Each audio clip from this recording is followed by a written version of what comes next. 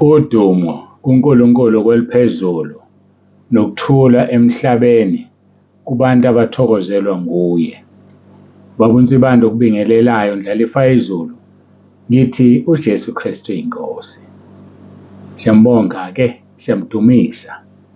Phefumulo wami uyayitusa inkosi. Sibonga usuku asiphe lona nesikhathi akasipha sona. Ngoba isikhathi ngesakhe, izinsuku ngezakhe, unyaka ngowakhe, impilo ngeyakhe.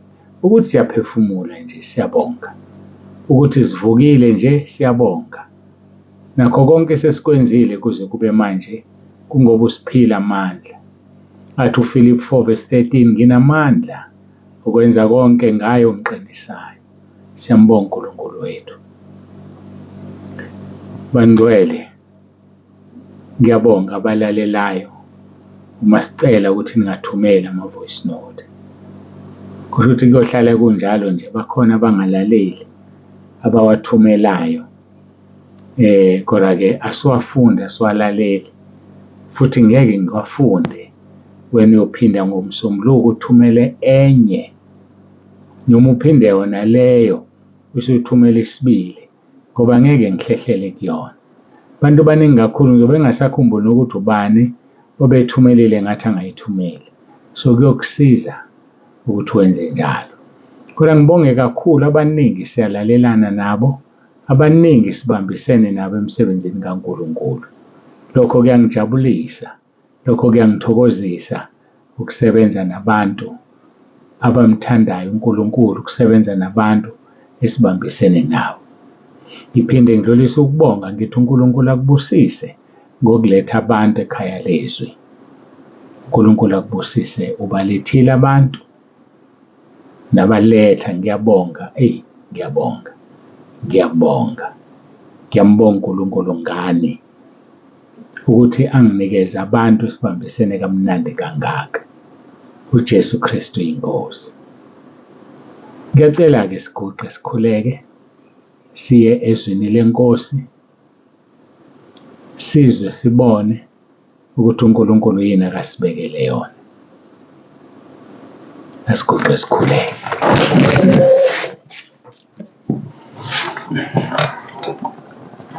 Baba olungileyo, uNkulunkulu enomusa, siphambi kobuso bakho siyabonga uthando sithande ngalo.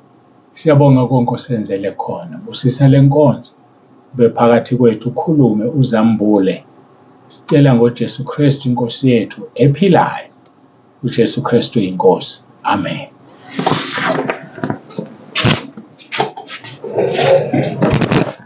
Siyambonga-ke, siyamdumisa uNkulunkulu kakhulu.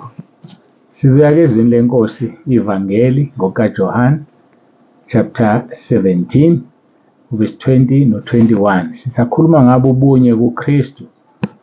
Sigxileke kulezi zinsuku ekukhuthaleni. Ukuthi ukukhuthala kunamiphi imisebenzi, ukukhuthala yiziphi izinto okuzenzayo. Verse 20. Angiceleli laba bodwa kepha nalabo abakholwa yimi ngezwi labo. Verse number 21.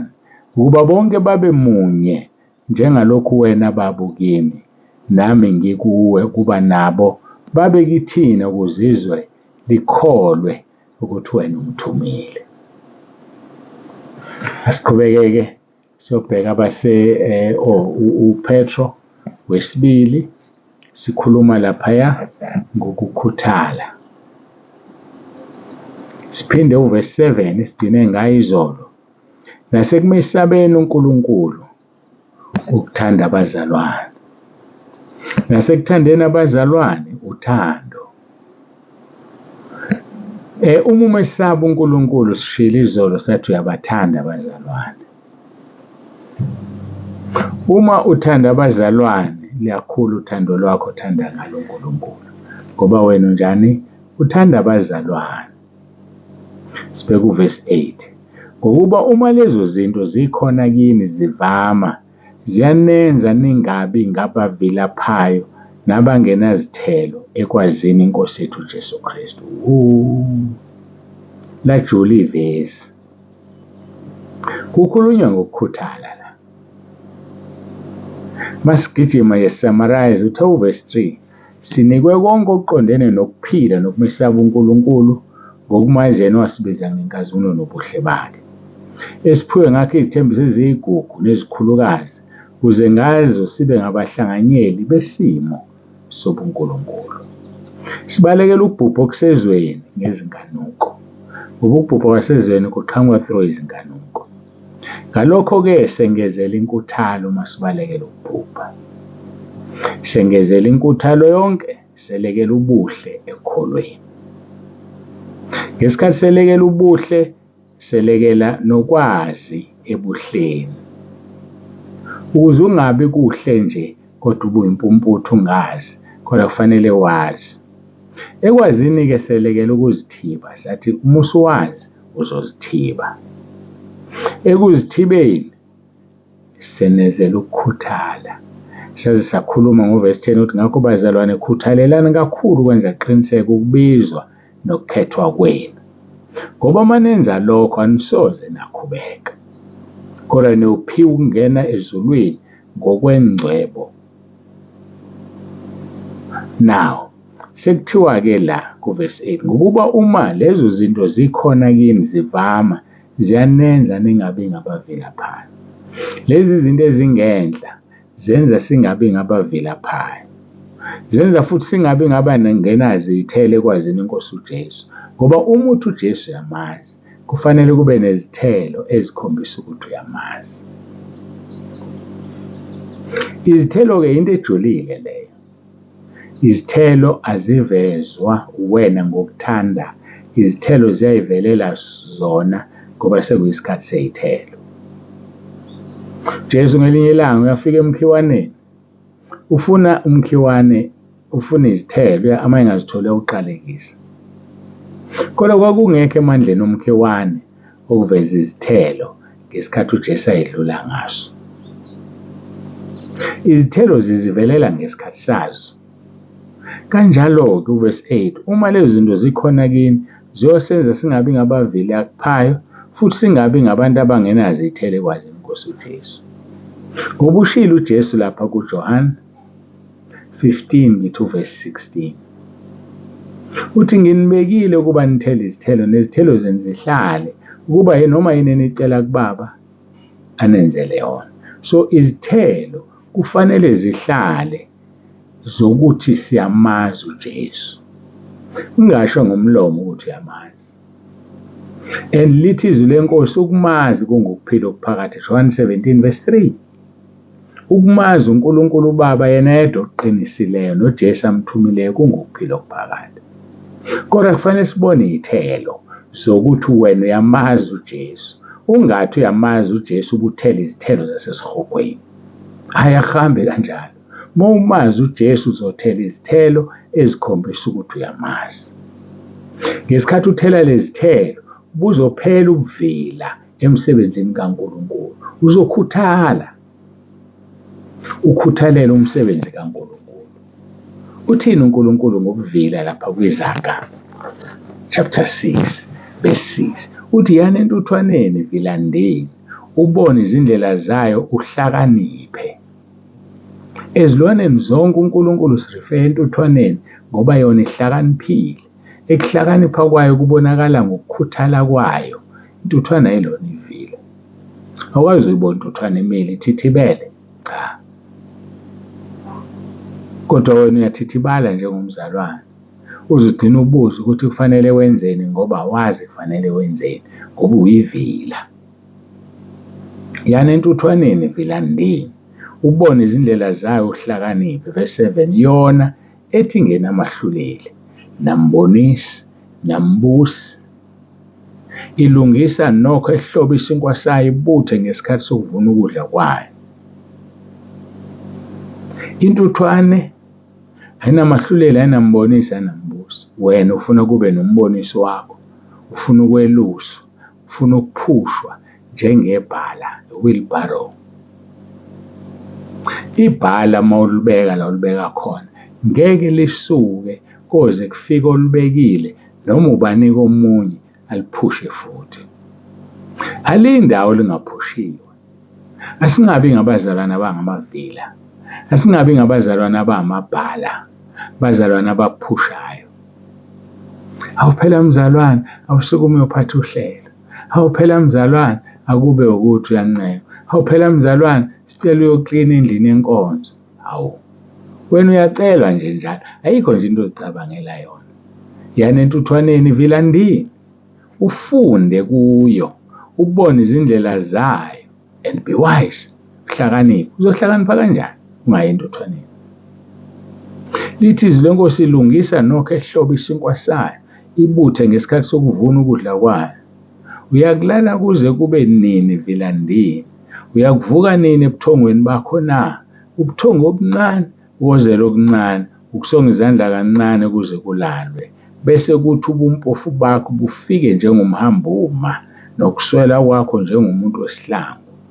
Ufike wozela kancane, waba nobuthongo obuncane, wasonga izandla kancane, bese kuyalalwa. Awenzanga lutho nje, liyashona ilanga. Kumanje nje wena wenzeni? Nansi iwashingi igcwele, awuwashile. Nihamba abantu endlini, awubaphekelile.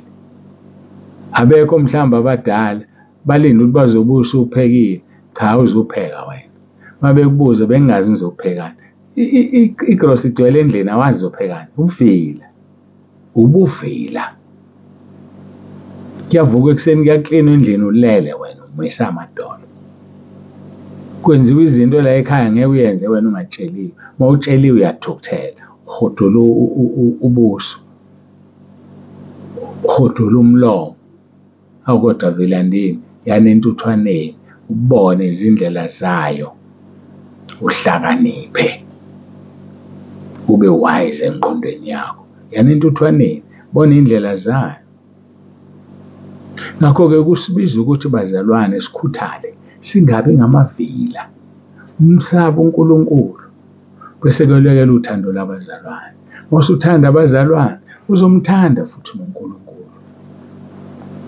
Bazalwane, simthandeni uNkulunkulu ngokukhuthala, hayi ngokuphila. Umthanda kanjani uNkulunkulu uvelaphi?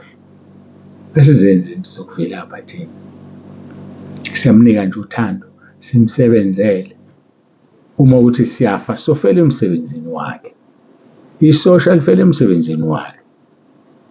Ngoba uma lezo zinto zikhona kini, zivama, ziyanenza ningabi ngabavilaphayo, nabangenazithelo ekwazini iNkosi yethu uJesu Kristu. Uyamazi uJesu, umazi kahle kodwa. Uma umazi uthethelele izono zakho, kodwa uma ungamazi awazi ungazithethelele. Awazi lutho nje. Hawu mntaka baba, woza kuJesu, uJesu uyakuthanda. Woza kuJesu, uJesu uyakuthanda. Ngikhuluma nawe wena ongizwayo. Nawe nje wena ongizwayo. Kuyangeneka ekhaya lezwi, igroup leyo kaWhatsApp. Mhlawumbe ukubuka ku-YouTube,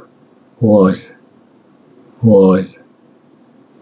Letha igama lakho nesibongo nendawo ohlala kuyona, bese uyasho ukuthi ucela ungena egroupini. Igama lakho, isibongo, indawo ohlala kuyona, vele i-WhatsApp number yakho izobe uyiletha, uzothumela kule namba, 063 77 55 162. 063 77 55 162. Thumela. Jesu uyakuthanda. Mina ngizokukhulekisa uRoma 10 verse 9 usindiswe. Bese ulungisa indaba yakho noNkulunkulu. Lungisa indaba yakho noJesu. Jesu uyakuthanda. Ngokuba lezo zinto zikhona kini, zivama, ziyanenza ningabe ngabavilaphayo. Okay. Labantu abavilaphayo bavilapha ngoba bafuna ukubalekela ukubhubha okusezweni ngezinkanuko. Laba abantu abavilaphayo abafuni ukuba ngabahlanganyeli nesimo sobuNkulunkulu. Laba bantu abavilaphayo abazifuni izithembiso eziyigugu zikaNkulunkulu. Abafuni ukwamukela ubizo yena wasibiza ngenkazimulo nobuhle bakhe. Kodwa uma sizozenza lezi zinto, zivama, ziyasenza ukuba singabi nabavilaphayo, singabi ngabangenazo izithelo ekwazini iNkosi yethu uJesu. Kukuba okungekho kuye lezi zinto uyimpumputhe, ebonakala ififi, ekhohliwe ukuhlanjululwa ezonweni zakhe zokuqala. Mazingekho lezi zinto uyimpumputhe, ebonakala ififi. Ngihlekiswa ukuthi kuthiwa ukhohliwe ukuhlanjululwa ezonweni. Yazi njengoba bekhohlwa nje ukungifonela ababhukhile, bayakhohlwa. Ukhohliwe, lisho njalo izwi, ukuhlanjululwa ezonweni zakho zokuqala.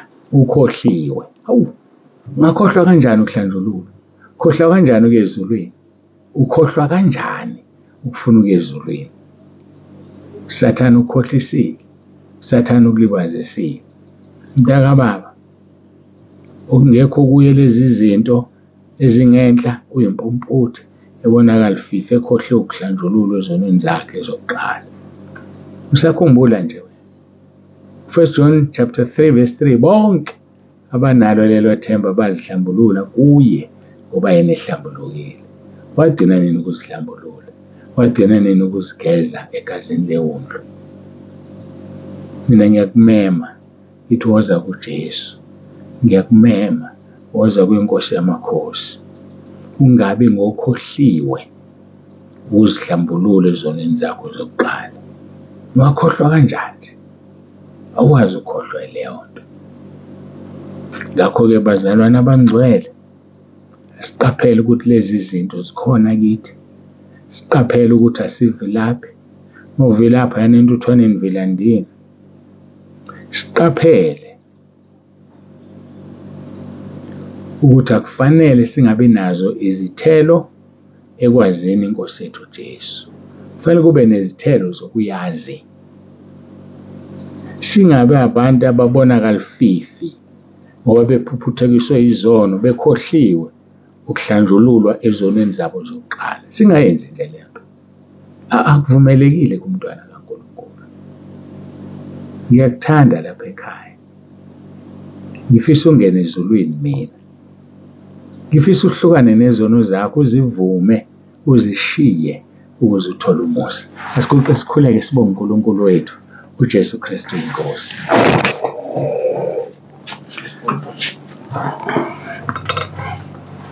Baba ongcwele, Baba olungileyo, uNkulunkulu wethu onomusa, siyabonga uthando lwakho sithanda ngalo. Siyabonga ngale nkonzo, siyabonga Nkosi. Singayaphi masuka kuwena? Ngoba onke amazwi akho anokuphila, ayasiphilisa. Busisa-ke lona loyo lalele. Busisa abasemkhulekweni, abasemkhosini, basize Nkosi ulalela izwi labo, ufeze izethembiso zawo. Philisa abagulayo, abagula emphefumulweni, abagula enyameni. Moya oyingcwele, moya kaBaba, moya wamandla kaNkulunkulu, ngiyakhuleka ukuba Nkosi ubaphilise. Sikunika udumo-ke lungu lwakho lukufanele. Siyabonga ngale nkonzo, siyabonga ukuhlangana, siyabonga ukuthi sabelane izwi lakho lingukuphila. uJesu Kristu inkosi. Amen.